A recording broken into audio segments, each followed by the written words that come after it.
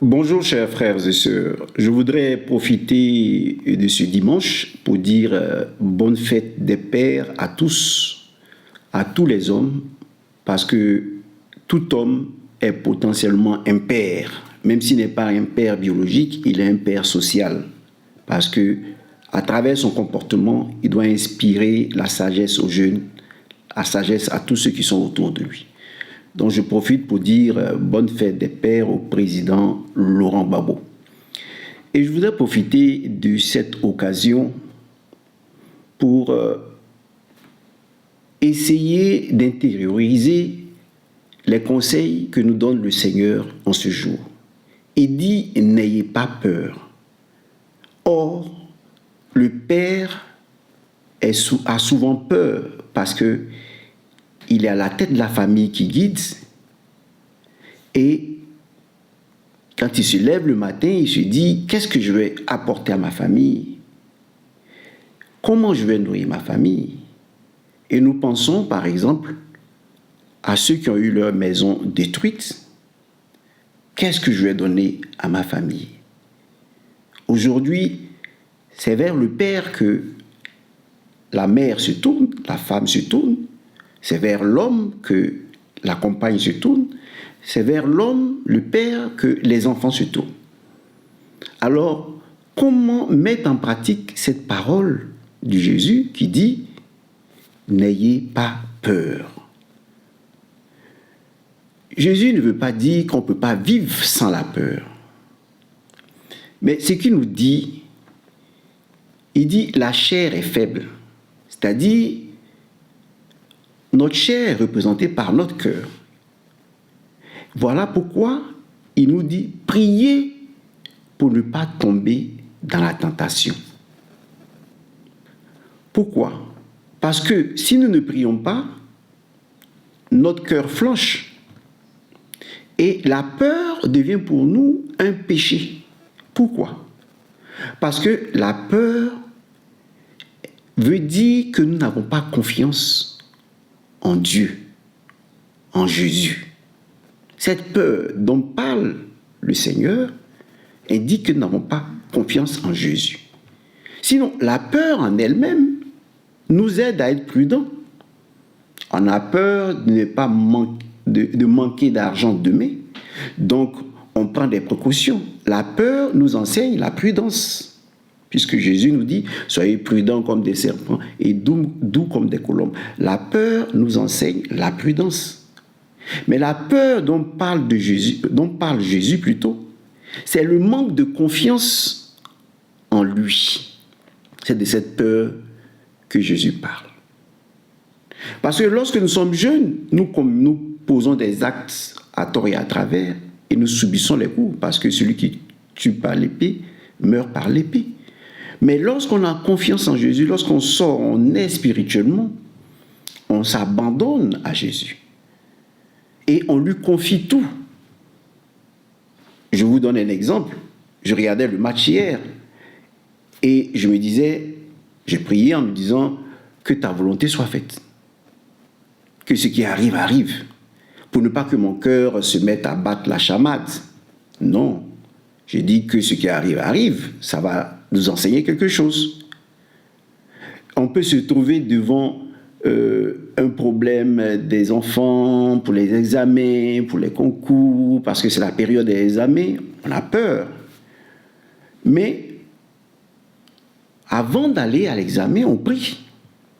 Et quand on va à l'examen, on dit que ta volonté soit faite, Seigneur. C'est cette démarche spirituelle que Jésus a eue dans le jardin de Gethsémani. Jésus dit n'est pas avoir peur. Mais lui-même, il eut peur. Sinon, il a eu peur.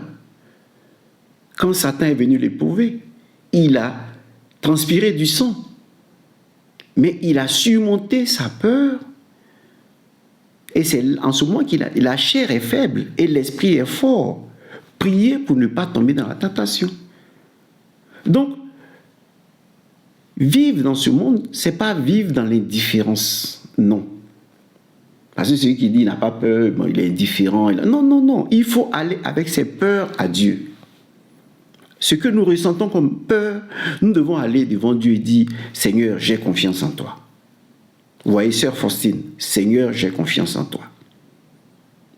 Donc, à chaque fois que la peur te vient, tu dis, Seigneur, j'ai peur, mais j'ai confiance en toi.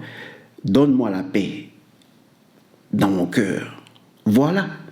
Donc, il y a une peur qui édifie, c'est la peur de tous les jours, mais il y a une peur qui devient un péché lorsqu'on ne s'abandonne pas à Dieu, qui dit, notre Père qui es aux cieux, que ton nom soit sanctifié, que ta volonté soit faite sur la terre comme au ciel. Donc, nous nous abandonnons à la volonté de Dieu. Et ce qui calme notre cœur. Lorsque nous faisons, nous calmons notre cœur. Donc la prière, ce n'est pas un moment ponctuel pour dire, je vais prier 30 minutes, et puis après, la peur vient. Non, non, non. Quand tu pries et que tu vis tous les jours, quand la peur vient dans ton cœur, tu dis, Seigneur, aie pitié de moi. Donne-moi la paix. Donne-moi la paix du cœur. Je t'ai confié mon fardeau. Tu as dit, venez à moi, vous qui ployez sur le poids de votre fardeau, je vous soulagerai. Voilà mon fardeau. Je ne reviens plus à la maison avec mon fardeau. J'ai déposé mes bagages devant toi. Occupe-toi de ça. Quand des doutes, des pensées te taraudent, te fatiguent, dis, Seigneur, j'ai confiance en toi. Voilà. Donc, quand le Seigneur dit, n'ayez pas peur, ça veut dire simplement, ayez foi en moi. C'est moi qui vous conduis. Ayez confiance en moi. Je voudrais ici aborder un second aspect pour faire comprendre aux personnes, parce qu'il y a quelqu'un qui disait en commentaire dans ma vidéo sur le football, mais je suis dessus de toi parce que tu parles de football. Vous voyez, le Seigneur dit, pleurez avec ceux qui pleurent, riez avec ceux qui rient. Moi, je suis partout pour pouvoir sanctifier tous ces endroits. Voilà pourquoi Saint François d'Assise dit, là où il y a les ténèbres, il faut porter la lumière. On porte la lumière dans le foot, on porte la sérénité, la foi dans ceux qui sont déguerpis. On parle aux politiciens pour sanctifier le monde politique. On donne courage aux joueurs pour qu'ils aillent se battre pour la dignité de l'Africain. Vous voyez, eux aussi se battent. Donc, on ne peut pas dire parce que les gens de Koumassi souffrent, on s'en fout des joueurs. Non, c'est un travail qu'ils font. Et ce travail peut permettre à la Côte d'Ivoire demain de se développer, peut permettre de résoudre les gens de Koumassi Campement, les gens d'Abidjan.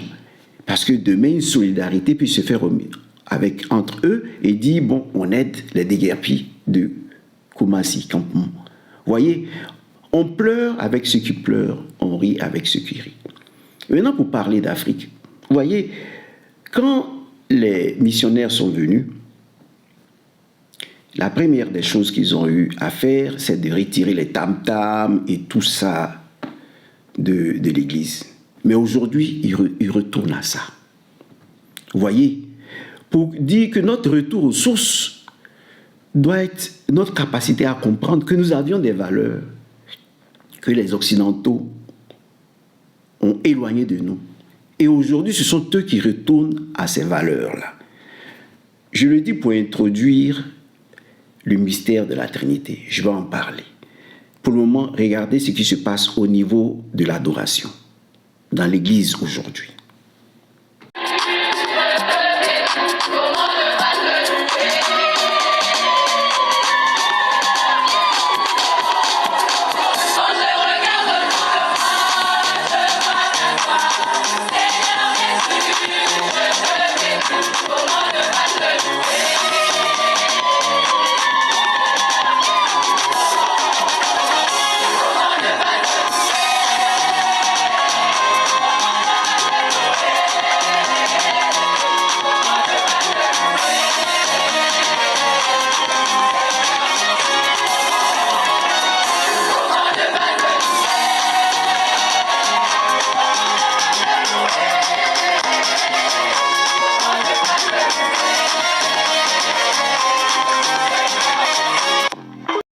Cette chanson rythmée où l'on danse, à l'époque de la colonisation, on allait dire que nous sommes des démons. On n'adore pas Jésus, on adore des démons. Mais aujourd'hui, écoutez cette chanson être fredonnée par une petite européenne. le roi ta gloire. Seigneur Jésus, je te bénis, on m'a pas te louer. Seigneur Jésus, je regarde autour de moi, je vois ta gloire. Seigneur Jésus, je te bénis, comment pas te louer. Seigneur Jésus, comme je regarde autour de moi, Et l'évolution de la chanson nous amène à un prêtre DJ. Un prêtre DJ qui aime le rythme. Nous sommes nés dans le rythme. Et le monde, la création, c'est rythme, c'est un rythme. La naissance se fait à partir du battement cardiaque. Lorsque l'enfant est dans le sein de sa mère, on vient écouter pour voir s'il y a des battements cardiaques. Toum, toum, toum. Et l'Afrique est liée au rythme. Au début, on nous a mis de côté, et voilà qu'aujourd'hui, on utilise le rythme pour évangéliser. Ce prêtre DJ cherchait de l'argent pour s'occuper des pauvres.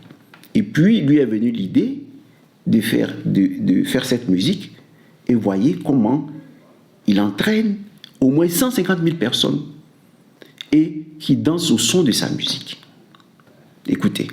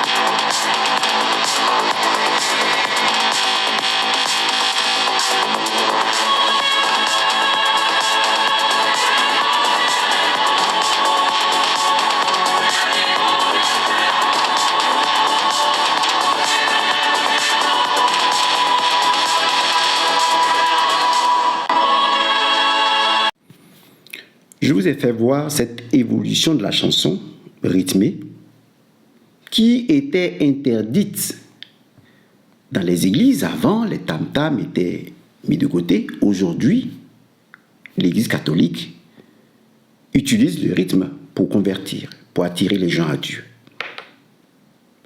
Je le dis parce que ce qui se passe dans le domaine spirituel, dans le domaine religieux, doit s'étendre aussi dans le domaine du football, dans le domaine de la politique. L'Afrique a des valeurs aujourd'hui vers lesquelles le monde se tourne. Et ces valeurs, nous devons les faire nôtres. C'est-à-dire, nous devons intérioriser ces valeurs. Parce que, on vous a dit, tout est parti d'Afrique. Et tout retourne en Afrique. Et c'est je voudrais profiter de cette occasion, c'est dans ce contexte que je voudrais profiter de cette occasion pour expliquer durant la fête des pères la Sainte Trinité. J'ai vu des pères africains dire, par exemple, que la Sainte Trinité ne peut pas être accessible. Et pour cela, il nous donne l'exemple de Saint Augustin qui réfléchissait à cela. Il voulait comprendre Dieu. Et il s'est retrouvé sur une plage où un enfant récupérait l'eau de mer et il mettait dans le trou. Et Saint Augustin a demandé à l'enfant ce qu'il faisait.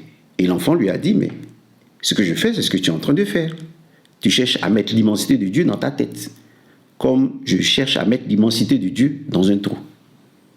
Alors, à partir de ce témoignage, beaucoup de prêtres ou de religieux, même africains, ont dit on ne peut pas connaître le mystère de Dieu, de la Sainte Trinité.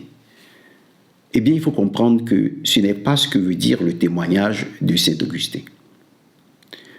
Ce que Dieu a voulu faire comprendre à Saint Augustin, c'est qu'on ne peut pas comprendre Dieu au moyen de la raison. Parce qu'il est dit que le Dieu, comme il a été révélé, dévoilé l'identité de Dieu au prophète Moïse, Dieu est le Dieu de la révélation. Donc Moïse se trouve devant Dieu et lui demande « Quel est ton nom ?» Et donc, la démarche pour connaître Dieu, ce n'est pas de chercher à réfléchir sur Dieu, mais plutôt à demander à Dieu quel est son nom. Qu'est-ce qu'on appelle Trinité? Dévoile-moi la Sainte Trinité. C'est en ce moment qu'on comprend mieux le message de l'enfant à Saint-Augustin. Tu peux comprendre Dieu au moyen de la grâce. Si Dieu se révèle ou Dieu révèle son identité à ta personne, non au moyen de la raison. Alors, cherchons à comprendre Dieu, partageons ce que la grâce de Dieu nous a montré. Lorsque nous prenons le pélican est un oiseau qui symbolise Dieu, Jésus crucifié. Pourquoi? Parce qu'il prend du sang de son cœur et il le donne à ses petits. Mais cette image est la Sainte Trinité, l'image de la Sainte Trinité. Les plumes qui sont des plumes blanches montrent l'esprit. Si nous dépeignons le pélican, vous allez voir que du cœur, de plumes blanches là, au sein du cœur sort du sang. C'est parce que pour nous dire que Jésus est le siège des sensations de Dieu. Dieu qui est esprit, tu peux le toucher, tu peux te mettre en contact avec lui, tu peux même le gifler à travers son cœur. Parce que le cœur, Jésus est le cœur de Dieu. Ça, c'est la première des choses qu'il faut comprendre. La deuxième chose, je vais vous prendre l'exemple de ceux qui meurent, qui connaissent une mort clinique. Ils sortent de leur corps et ils voient leur corps sur lesquels travaillent les médecins. Quand ils sortent du corps, ils voient leur corps. Mais c'est le même mystère de la Trinité. Dieu qui est là-haut voit Christ qui est né de la Vierge Marie, qui est son corps dans lequel il demeure. Et Jésus est étroitement lié à Dieu à travers la prière. À tel point que Jésus peut dire, n'ayez pas peur. Parce que ce n'est plus moi qui vis, c'est Dieu qui habite en moi. Donc Dieu de là-haut voit le corps et il habite dans ce corps, il vit dans ce corps. Donc Dieu est Père, il est Fils à travers ce corps, Jésus, et il est Esprit Saint. La force qui lie l'homme, le mort clinique, à son corps, est l'image de l'Esprit Saint. Cette force-là peut envoyer l'esprit de l'homme, son âme, partout. Eh bien, c'est ça, l'Esprit Saint. Mais il vit dans ce corps. Vous voyez, c'est la seconde image, le second exemple qui vous amène à comprendre la Sainte Trinité. Et maintenant, Dieu dit, il nous a créés à son image. S'il est Trinité, c'est que nous sommes Trinité. Nous avons un esprit, un cerveau, un esprit qui habite un corps, et ce corps est animé par une force. Et ceux qui meurent cliniquement vous le démontrent. Donc, nous sommes aussi créés à partir d'une triade. Le cerveau, le cœur et la force qui nous anime. Vous voyez? Donc, nous aussi, nous sommes Trinité. Donc, quand on dit Dieu Père, Dieu Fils, Dieu Esprit Saint, c'est la même personne. Comme toi, tu es la même personne, tu as un cœur, ton cœur n'est pas différent de ton esprit. Ton esprit habite ton cœur, ta force habite ton cœur. C'est la même chose. Dieu habite un corps. Et ce corps, c'est lui qu'on appelle Jésus. C'est ce corps qu'on appelle Jésus. Donc la Sainte Trinité, c'est cela. Voilà ce que je voulais partager avec vous durant la fête des Pères. Et je vous ai montré l'évolution de la chanson pour dire que l'Afrique doit comprendre et valoriser ce que nous avons déjà. Le roi belge disait, vous n'allez pas enseigner aux Africains ce qu'ils connaissent déjà. Donc nous connaissons Dieu. Nous savons les commandements. Nous avions des lois. Le roi belge le disait aux colons, aux missionnaires. Eh bien, c'est ce que nous devons comprendre aujourd'hui. Vous voyez, durant cette fête des Pères, je m'adresse surtout aux pères africains pour que nous soyons des exemples pour nos enfants et que nous leur inculquions les valeurs africaines. Bonne fête des pères à tous et que les musiciens africains s'inspirent de ce prêtre, eux aussi, pour évangéliser. Parce que ce qu'on appelait démoniaque hier est devenu aujourd'hui chose sacrée. Merci et bonne fête des pères encore à tous.